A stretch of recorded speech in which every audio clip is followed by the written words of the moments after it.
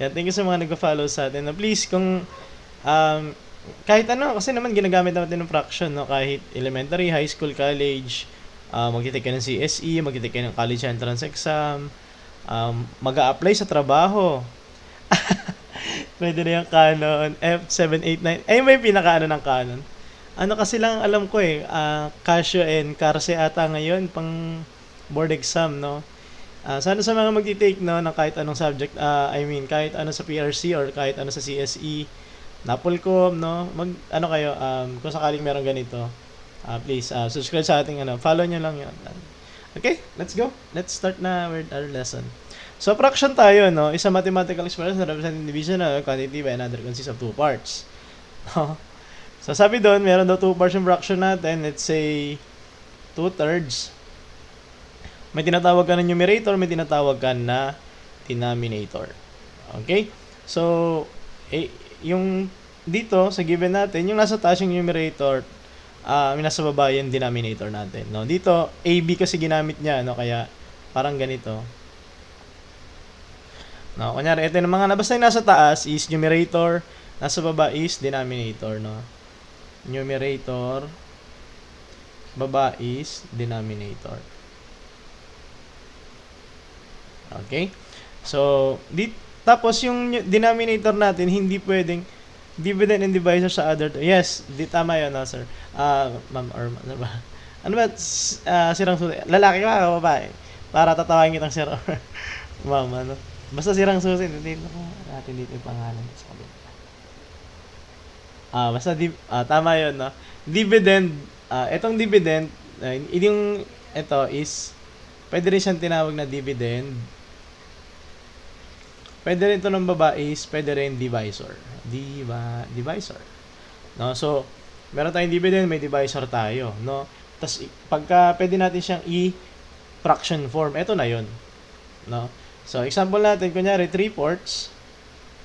Pwede daw natin basahin yun na meaning 3 parts out of 4. Ibig sabihin, 3 out of 4. No? So, ayun yung ating fraction. Ayun yung basic definition natin ng fraction, no? Okay?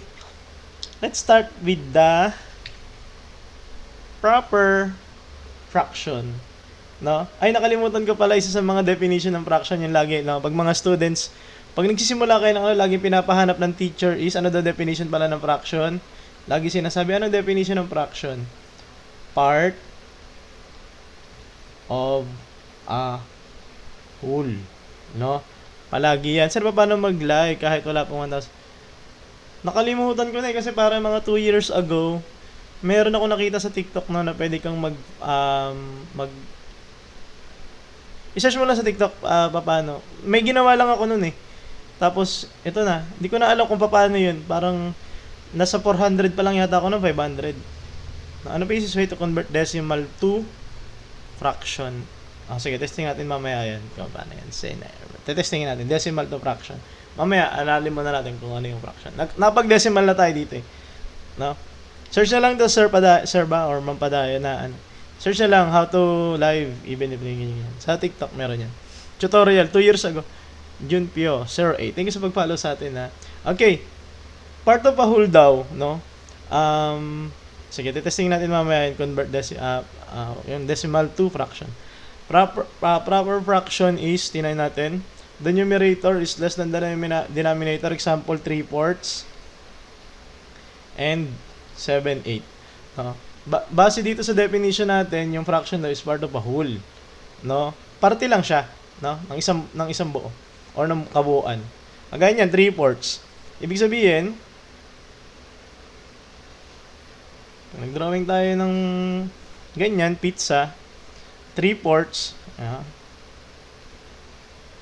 Okay? So, yung buo is up, yung buo. Tapos itong 3, yung tatlong yan, 1, 2, 3. Ito yung nagre-represent dito. Tapos yung 4, ito naman yan. So, kaya siya kabuuan. Thank you po, say Queen. Okay? Ito naman yung 4. Okay? Kaya, part of whole siya. Kaya siya tinatawag na proper fraction kasi siya yung pinaka-naayon sa definition ng fraction, which is 3/4. O, tinan nyo, represent the value less than 1. Okay? Thank you po sa 7/8 naman. Thank you po sa mga nag-follow sa atin, no? Oh, Sir Keno siya, nakita kita. Kanina, nandito ka din, di ba? Okay, 7/8, no? So, ayun yung ating proper. Mas mababa yung ating denominator, numerator, numerator, kesa sa ating denominator. Okay? Denominator. Okay? Ayun yung definition natin ng proper fraction. Okay? Next. Improper fraction. The numbers greater than or equal to the denominator. Example, 9/4 or yung 7/7. So, din na natin dito. Yung numerator natin, yung mga yan, nasa taas, mas mataas sila kaysa dito sa mga denominator natin. Or ito, equal. Okay? Pag equal sila, improper pa rin yung tawag. Sige lang. Go lang. Improper. Nababalikan pala yung ano natin, improper. Okay, pagka equal, equal, or mas mataas yung numerator natin, mas mataas to, numerator. Okay? Yun ay nagre-represent ng improper. Okay? Mas mababa siya kasi ito 9, ito 4, ito naman equal. Okay? Pag naman maging 1, di ba? So, greater than or equal to 1 siya. Ito kasi pag kinonvert mo to 1, ito naman 9/4, mas mataas sa 1 yan. Thank you po sa pag-follow, Ma'am Marlene, no? Okay?